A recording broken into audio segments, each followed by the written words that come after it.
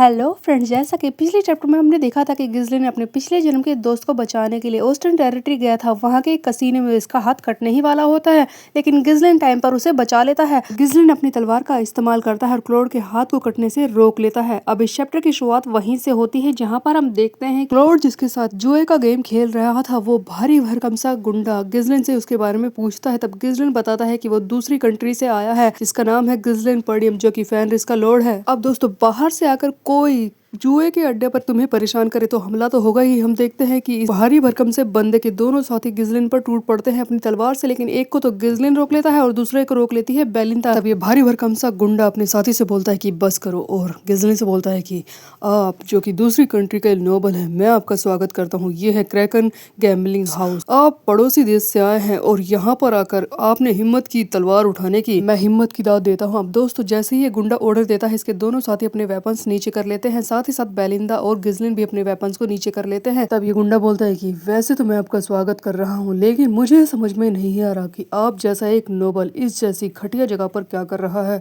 मतलब कि जुए के अड्डे पर। तब गिज़लिन बोलता है कि वो यहाँ पर किसी को ढूंढने के लिए आया है, और साथ ही साथ ये क्लोड को ऑर्डर देता है कि क्लोड उठो, मैं तुम्हें लेने के लिए आया हूँ, चलो मेरे साथ। दोस्तों, एक तरफ तो ऑलमोस्ट लड़ाई होने ही वाली है और दूसरी टेबल पर हम देखते हैं कि कोर और एल्फोय मजे कर रहे होते हैं। एल्फोय जो लगातार डाइस के साथ ये जुए का गेम खेल रहा है, वो बहुत सारे पैसे जीत जाता है।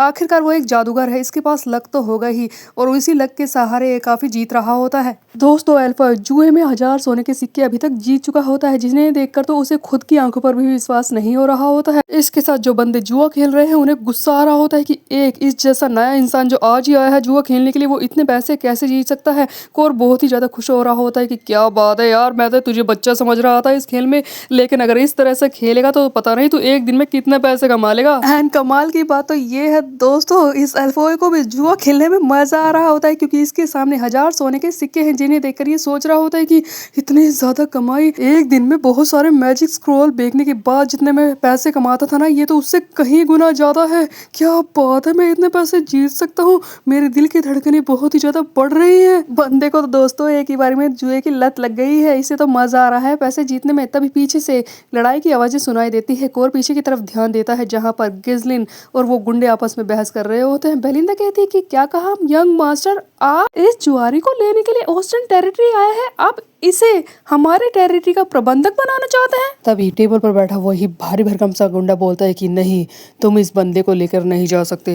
देखो, इसने मेरे साथ जुए का गेम खेला, इसने चीटिंग की और ये हार गया, अब तो इसे सजा भुगतनी ही पड़ेगी। दोस्तों, ये भारी भरकम सा गुंडा तो क्लोड को किसी भी तरह से मारना चाहता है, इसके हाथ काटना चाहता है, लेकिन क्लोड के दिमाग में पता नहीं कौन सा प्लान आता है। वो गिज़लिन के सामने गिड़गिड़ाने लगता है कि मुझे माफ कर दीजिए बैरोन फेनरिस, आपने मेरी मदद करने के लिए मुझे जो पैसे दिए थे वो मैं इस जुए के खेल में हार गया। दोस्तों, ये क्लोड तो झूठ बोलने में उस्ताद है, बोल रहा है कि गिज़लिन ने इसे पैसे दिए हैं जुए खेलने के लिए। तब क्लोड आगे फिर से गिज़लिन से बोलता है कि आपको पता है, मैं तो बस जुआ खेलने के लिए यहाँ पर रुक गया था, मैंने काफी पैसे लगाए थे। जैसा कि आप जानते हैं कि ये जुए का अड्डा इनका ही है, यहाँ पर सारे इक्विपमेंट सारे डाइस भी तो इन्हीं के होंगे ना, तो मैं चीटिंग कैसे कर सकता हूँ, आप खुद ही बताइए। ये सारी चीजों को चेक तो करते ही होंगे ना, फिर एक गड़बड़ वाला डाइस मैं बीच में कैसे ला सकता हूँ, ये झूठ बोल रहा है। दोस्तों, ये क्लोड तो अपनी जान को बचाने के लिए झूठ के मीनार बना रहा है गिज़लिन के सामने, लेकिन गिज़लिन इसकी एक भी बात का जवाब नहीं दे रहा होता है, क्योंकि वो तो इसे ही बचाने के लिए आया है। तब बेलिंदा कहती है कि ये क्या बकवास कर रहा है यंग मास्टर, आज से पहले तो ये हमसे कभी मिला ही नहीं है। लेकिन गिज़लिन क्लाउड को बचाने के लिए बेलिंदा को ही बोलने से रोक देता है। तब ये उस भारी भरकम से गुंडे से बोलता है कि तो अब बताओ कि तुम क्या कहोगे, तुमने सुना ना ये क्या बोल रहा है। अब दोस्तों, गिज़लिन खुद ही इसके झूठों में साथ दे रहा है, तो क्लाउड की बात पे कोई विश्वास ना करे, ऐसा कैसे हो सकता। तब ये गुंडा बोलता है कि तो क्लाउड, आज मुझे समझ में आया कि तेरे पास इतने पैसे कैसे आते हैं जुआ खेलने के लिए। वैसे तो तुझ जैसे घटिया इंसान पर विश्वास नहीं किया जा सकता, और हो सकता है कि तू जिनके बारे में बात कर रहा है वो भी झूठे हो सकता है कि तुम सारे ही झूठे हो। वैसे मैं बता दूं कि ये गैम्बलिंग हाउस यानी कि ये जुए का अड्डा बैरन ओस्टन के द्वारा चलाया गया है। अगर तुमने यहाँ पर कोई भी गड़बड़ करने की कोशिश की तो इसका मतलब ये दो टेरिटरीज के बीच में लड़ाई होगी। तेरा रुतबा चाहे कितना भी ऊंचा क्यों ना हो, लेकिन तुझे यहाँ पर कोई फ़ायदा मिलने वाला नहीं है। अगर तूने कुछ भी करने की कोशिश की तो ये तेरी डिप्लोमेटिक हार होगी और इसका मतलब यही माना जाएगा कि तू हमसे लड़ना चाहता है। इसीलिए जा यहाँ से, चुपचाप निकल जा। मैं भूल जाऊंगा कि तुझ जैसा कोई इंसान इस जुए के अड्डे पर आया था। तब गिज़लिन कहता है कि ओह ऐसी बात है, पर ऐसा लगता है कि मैं यहाँ से नहीं जा पाऊंगा। मुझे इस बात का डर है क्योंकि मुझे ऐसा लग रहा है कि किसी ने मेरे पैसे चुरा लिए हैं। खैर जो भी हो, चलो इस बात को ज़्यादा नहीं बढ़ाते हैं, हम दोनों समझौता करते हैं। गिज़लिन चुपचाप कुर्सी पे बैठ जाता है और इस गुंडे से बोलता है कि हम दोनों के बीच में समझौता होना चाहिए। देखो हम दोनों ही किसी भी कीमत पर इस क्लाउड को छोड़ना नहीं चाहते, इसके लिए हम दोनों के बीच में लड़ाई हो रही है ना, इसीलिए मैं तुमसे एक समझौता करता हूँ। हम दोनों एक जुए का गेम खेलते हैं। अगर मैं जुए के गेम में जीत गया तो क्लाउड और साथ ही साथ इसके जीते हुए पैसे तुझे मुझे देने होंगे, लेकिन अगर ऐसा हुआ कि मैं हार गया तो मैं यहाँ से चुपचाप चला जाऊंगा। और इस जुए के गेम को खेलने के लिए मैं दाव पर लगाता हूँ अपना स्टेटस और अपना भाग्य।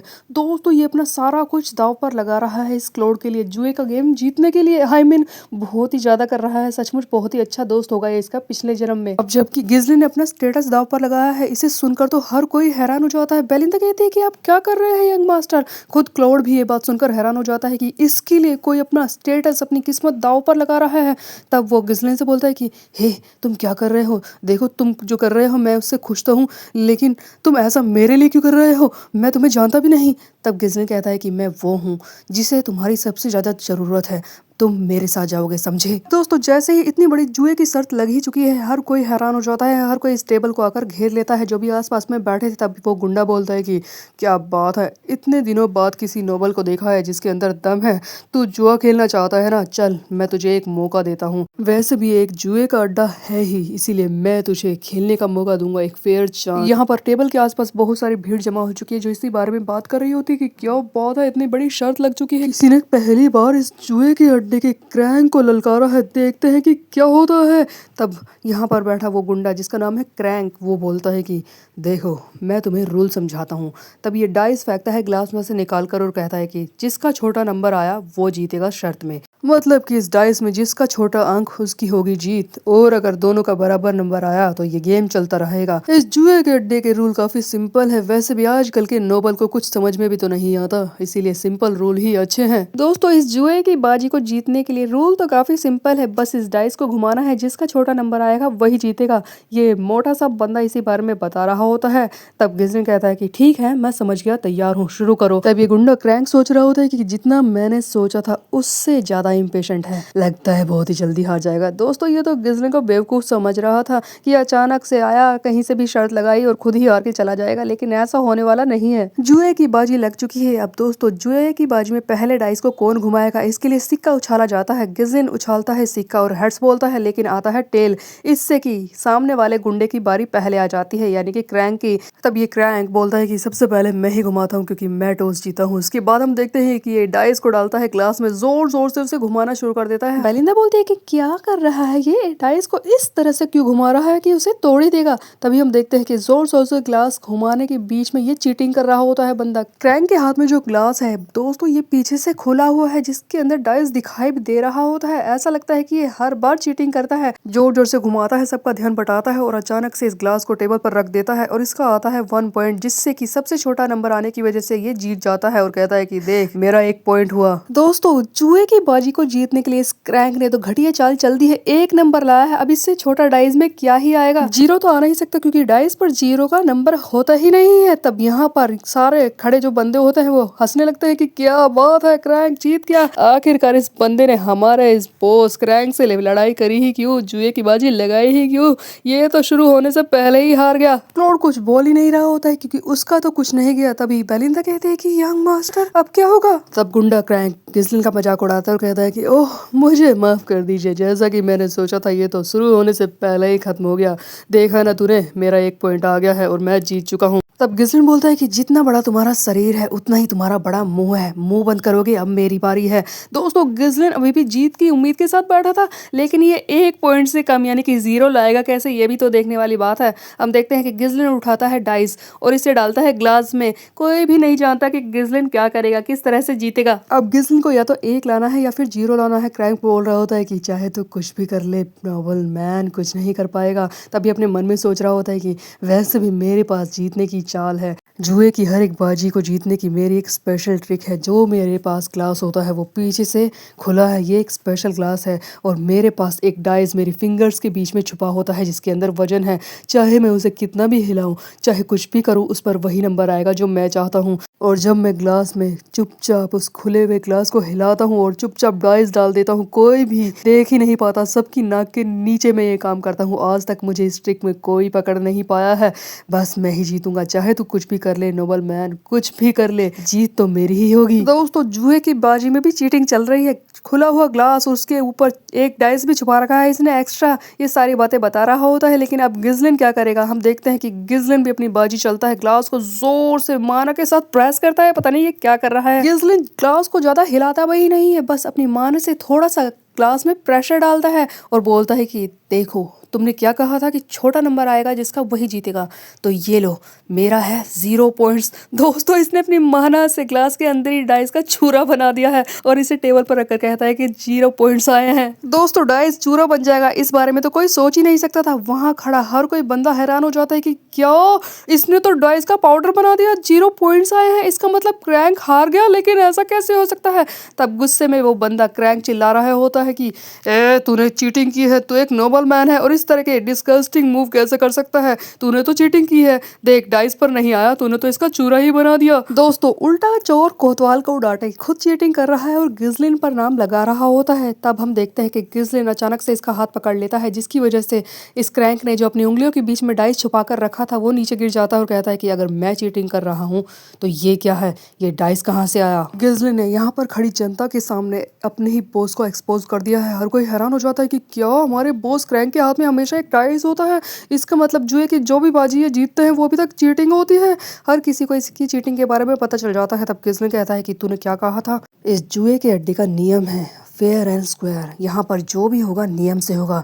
तो अब ये सब क्या है, बताएगा मुझे। अब दोस्तों, इस गुंडे की चीटिंग सबके सामने एक्सपोज हो चुकी है। किसी तरह से इसे अपने इस अड्डे को बचाना है, इसलिए हम देखते हैं कि ये चाकू निकालता और गिज़लिन पर वार शुरू करता है और कहता है कि तुझे इस बारे में कैसे पता चल गया। तब गिज़लिन कहता है कि जो तू अब कर रहा है, शुरुआत से ही तुझे ये करना चाहिए था।